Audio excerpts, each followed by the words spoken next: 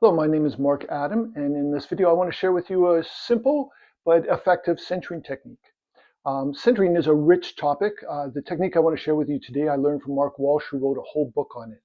But in short, centering is state regulation, aware of our state and being able to have some skill in changing our state and affecting our state. So we all know a little bit about state regulation. We know the difference between being calm and centered and panicking. So people who are calm and centered in times of stress, other people who panic or get dramatic. So our nervous systems are designed or evolved to become aroused in times of threat and danger. Our adrenaline and cortisol is released into the bloodstream. Our heart rate goes up. Our muscles constrict. Our breathing gets activated. All of this is normal kind of ways that our nervous system responds. The situation with us now is that our nervous system still responds that way in situations such as our going to a job interview or getting stuck in traffic. So we want to be able to manage this a little bit better and have it come into a more useful place. Because when we're over aroused, when we're hyper aroused, when we're dysregulated, we're actually less healthy. When we're responding to danger, our digestion is suppressed, and so is our immune system. So if that happens chronically, it's not good for us. Stress takes a toll on the body. We're also, if we're hyper aroused or dysregulated, we are less perceptive, we're less creative, and we're actually less smart. Our thinking becomes, a little bit concrete, a little bit narrow. We take in less information. I'm sure all of us have had that experience of being triggered by somebody and not finding the right words and later realizing we've made a little bit of an idiot of ourselves. And being dysregulated can make us less kind. If we're stressed, we're more irritable, we're less empathic, we're shorter with others, we have less patience. So centering helps us, and it also helps those around us. And I just want to add that while we might think of centering as largely is about grounding, about calming ourselves when we're over aroused or overstimulated, centering it also goes the other way, because we also get into states where we're lethargic, where we're even in a state of collapses. They talk about in polyvagal theory. So we want to have ways that we can lift ourselves up as well. For instance, just taking some deep breaths in, maybe standing and shaking, just arousing our energy so that we can meet a situation if we are too depleted or don't have enough energy. So centering can go both ways, although for the most part, we do use it to ground and to calm ourselves so that we can meet situations in a good way. So right now, whether you're standing or sitting, notice your body. Just take a moment to just drop your attention into your body, any sensations that are there. You might notice your state, or if you're a little bit jittery or if you're tired, just notice your body. And then let yourself rock back and forth a few times. Noticing all your muscles tense when you go too far forward or the other ones when you go too far back. Rock back and forth and then let it slow until you come to a place of balance where your weight just drops nicely down, whether you're standing or sitting. And then now, let your forehead relax. Let your eyes relax. Let your jaw and mouth relax. Feel that relaxation go down your throat to your belly till your belly softens. And now, think of someone who makes you smile. Maybe someone you love, someone who makes you smile. And now notice how you feel. Do you feel different than before we did this?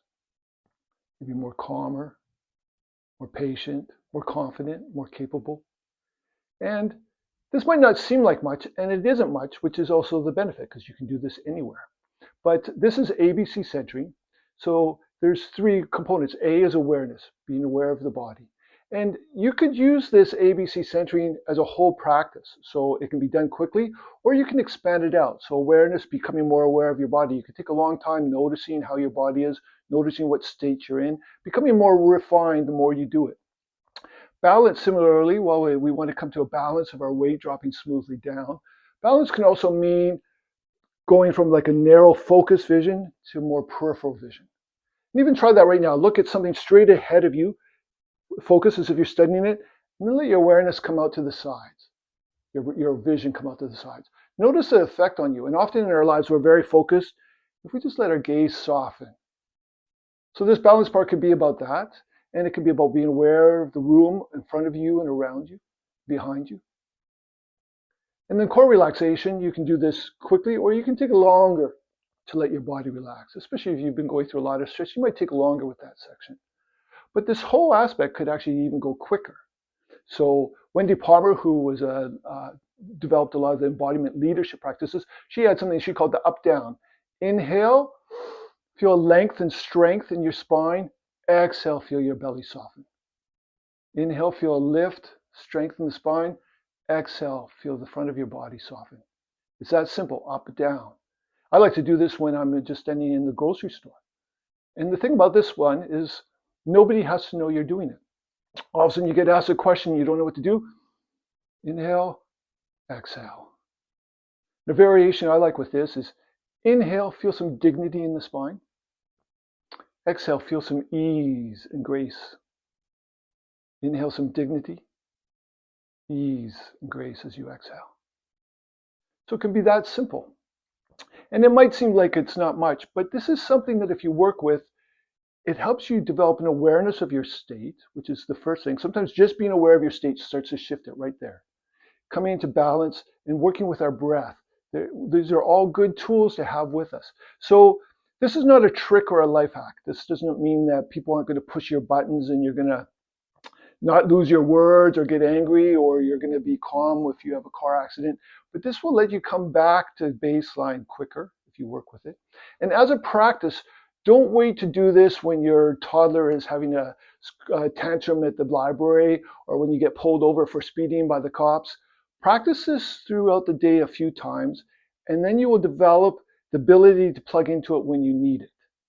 So that's the whole point with practice, with any kind of practice, is you practice it so that you can develop that skill in the confines of your own space so that you can use it in the world when you need it. So ABC, centering, as I said, this is just a touching point on it. Centering can be a big topic, and we could talk about other things like in terms of regulation, regulating through nature, going for walks in the park, social regulation, which we touched on when I asked you to think of someone you love.